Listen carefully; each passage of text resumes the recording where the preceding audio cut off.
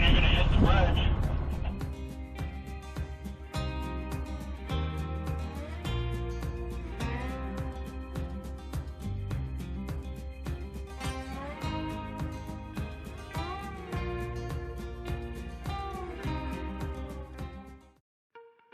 Welcome back to Sailing El Jaleo.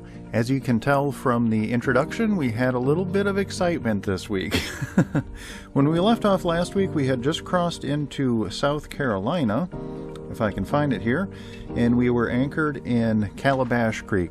From there, we make a trip through North Myrtle Beach. We go through the Rock Pile, which is a section of the Intracoastal Waterway that is blasted out of solid rock, so it's a little tricky there. And then we keep going down where we eventually end up in the Waccamaw River, which is my favorite place on the entire East Coast. And during that trip, the sailboat in front of me actually ran into the Barefoot landing bridge. I'm not sure how that happened. We'll cover it later, so I guess we might as well just go ahead and get right into it. Grab a drink, climb aboard, and let's get going. Entering into North Myrtle Beach, we're always greeted by the Big M casino boats, and I don't know how these things are financially feasible. I mean, I guess people must gamble. They must turn a profit, otherwise they wouldn't be there. I can't even imagine how expensive it was to buy the boats and then to pay a crew and all the fuel to get out into international waters so you can gamble. It seems like, man, I don't know. You must take gambling pretty seriously if you're willing to go through all that. But I guess it exists, so it must be popular. But yeah, going through the Myrtle Beach area, we go through North Myrtle Beach first and then Myrtle Beach itself. And it's wonderful. It's a very heavily populated area, lots of residential homes. It's very densely packed. There's lots of stuff to look at. It's really neat. It's very well protected. You do have to generally motor through the area. There are times when you'll catch a wind gust and you can get the head sail out, but for the most part, it is a motoring trip. And there are a couple of mechanical bridges along the way. The first one we come to, if I can remember right, is the Captain Archie Poo McNeil Memorial Bridge. I hope I got that right. They also answer to the Little River Swing Bridge. And the currents going through there can be pretty strong. It's on demand, so you call the bridge operator and they get the bridge opened and you can sail right through. I don't think I've ever had to wait at that bridge. I'm not saying it couldn't happen, but they seem pretty on the spot. They time your arrival, they get the bridge open, and you can sail right on through. I would like to take a second quick just to wish everyone a wonderful Christmas and just a Happy New Year. This time of year is crazy. I hope every one of you is not pulling your hair out. I hope you're being safe. I hope you're having a good time, and I hope this is a magical season for you. So Merry Christmas, Happy New Year. I'm going to try and keep this short, and let's keep going.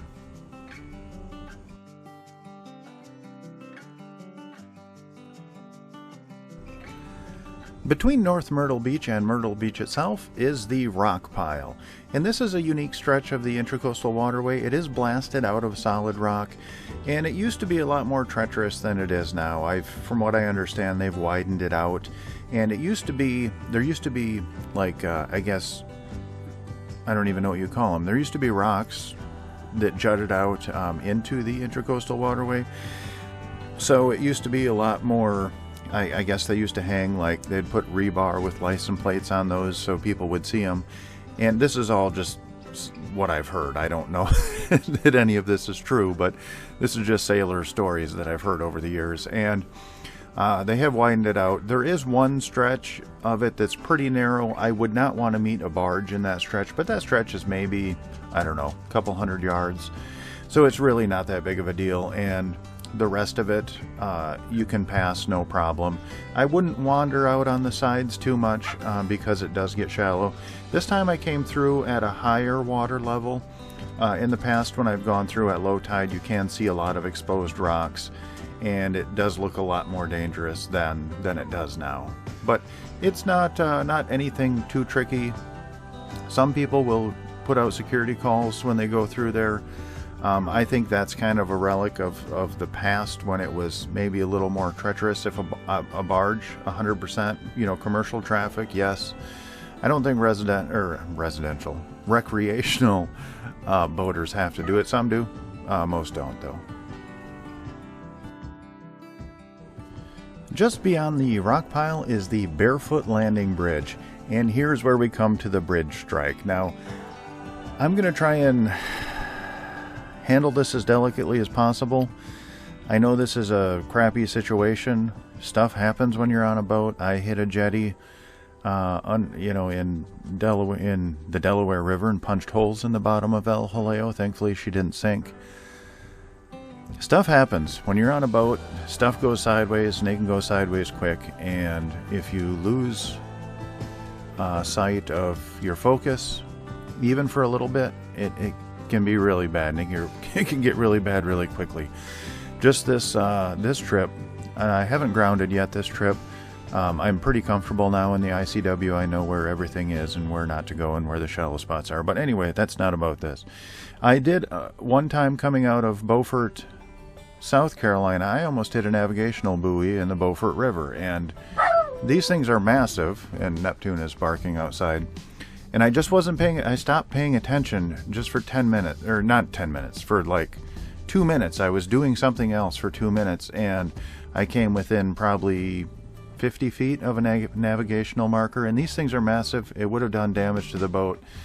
It's so easy to lose concentration just for a minute, and I don't know what happened here. I don't know, other than what the gentleman told me. But I'm going to try and, I've reviewed the videos. I don't think you can identify the boat at all. I'm going to block out a lot of the language. There was a lot of swearing, both from me and from the other guy. I was swearing in disbelief. I couldn't believe what had happened, and he was swearing for obvious reasons. So I'm going to mute all of that. And, he went by right before the bridge. I feel bad because I feel like if I would have gotten to the bridge first, I feel like he wouldn't have tried to go through. But he did, and you'll see the result here. And there you saw the bridge strike a couple of times. I know it's hard to see, but if you look, you can see it. And this could have turned out so much worse. It's really unfortunate. The bridge operator, as you heard in the intro, was telling him that he's going to hit the bridge. He was just on a different channel. Bridges are on a different channel from the main hailing channel. I was on the bridge channel because I was requesting an opening to go through, and I'm assuming that this gentleman was on the main hailing channel, and I would like to think that the bridge operator was trying to get him on that channel too. I don't know that because I wasn't on that channel and I only have one radio, but this could have been so much worse. You can see his boat was pushed sideways. The current was running underneath the bridge. If he had got swept, if the current had been a little bit stronger, he could have been pushed sideways underneath the bridge and possibly swamped the boat and sunk it. Like, this could have been horrific. Thankfully, I'll insert a still here from the time lapse that shows a little bit of the damage, but I mean, this could have been so much worse. So here is that still. You can see on his roller furler about 8 to 10 feet down, you can see a kink in the roller furler. That's where he struck the bridge. And one of his spreaders was broken. I don't know what kind of internal damage there was to the boat. All of the stays and shrouds appeared to be intact, but I don't know what kind of havoc that would wreak on a chain plate. I don't know. And the unfortunate thing about this is, he has AIS, and I've been checking every 2 or 3 days, hoping that he will start moving again. As soon as I got through the bridge, he came through behind me, and then he peeled off. There was a marina directly off on the starboard side, and he went into that marina, which makes sense.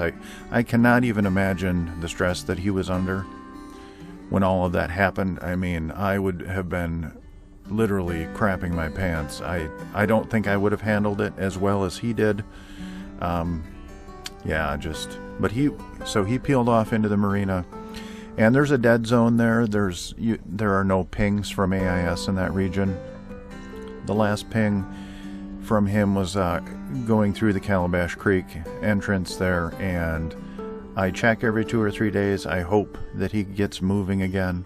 I hope that he got his damages repaired, that they were repairable, and that he could continue on his way. But it's been 5 weeks now since this actually happened, and that I'm recording this. It'll be another 3 weeks until you guys see it, so it will have happened almost 2 months ago. And I hope he gets going again. According to AIS, his ping is still there in Calabash, so he hasn't gone beyond that bounds. He hasn't pinged on AIS again, which is just so unfortunate, and I hope he gets going again. If he does, I'll pin a comment on this video, even if it's 2 years from now. If I see he's going again, that'd be wonderful. So this is just so unfortunate. I don't have any judgment at all. Like I said, this can happen to anyone, and you lose concentration for a minute, and yeah, it's tough. It was tough to see, and I can't imagine what it was like to go through. In the interest of keeping this video short so you can get all of your holiday baking done, we're going to go ahead and skip ahead. We're going to skip all through Myrtle Beach. I've done videos on that before. If you want to see them, just go back a year and you'll see all of that. But the next point of interest along the Intracoastal Waterway in this region is the Socasti. That's it. Socasti. Sorry, I'm trying to get these names right. Socasti is the name of it.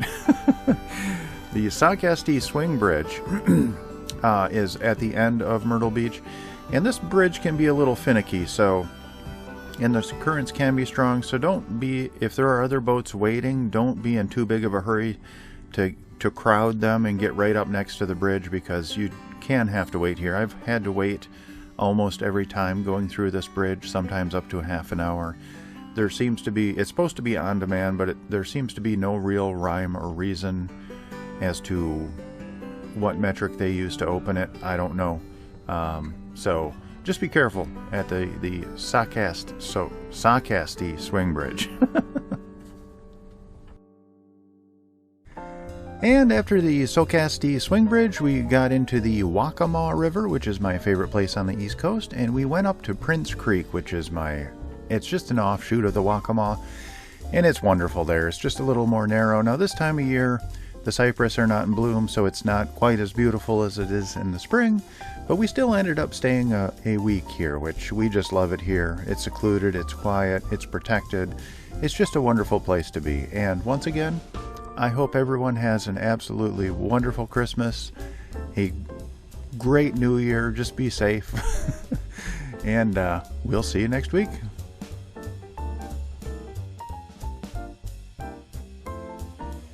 And that's all we have time for this week. I would like to give a massive shout out to my Patreon crew. Without your guys' support, I wouldn't make these videos. And my Patreon crew is Joan and Judy Judnick, Val and Chris Alcorn, Denise and Eli Sackett, Sherry Erickson, Deb Shaw, Matthew Sponton, Peter Allen, and Natalie Linehan. Thank you guys so very much. Your support really means the world to me. I do have one legacy patron member, and her name is Joan Linbo. Unfortunately, she has passed on, but she lives on in our hearts forever. We really miss you, Joan. If you are interested in joining our Patreon crew, there is a link in the description down below, and that'll take you to our Patreon page where you can sign up. And there are literally hundreds of extra videos and photos of our travels, and I try and keep everything there up to date and post at least once or twice a week, so it gives you a little peek behind the curtain. If you do like our videos, please like, comment, and subscribe. That'll help us out more than you'll ever know, and that actually doesn't cost you anything, so hit that like button. Alrighty, I hope you all are well, and we'll see you next week.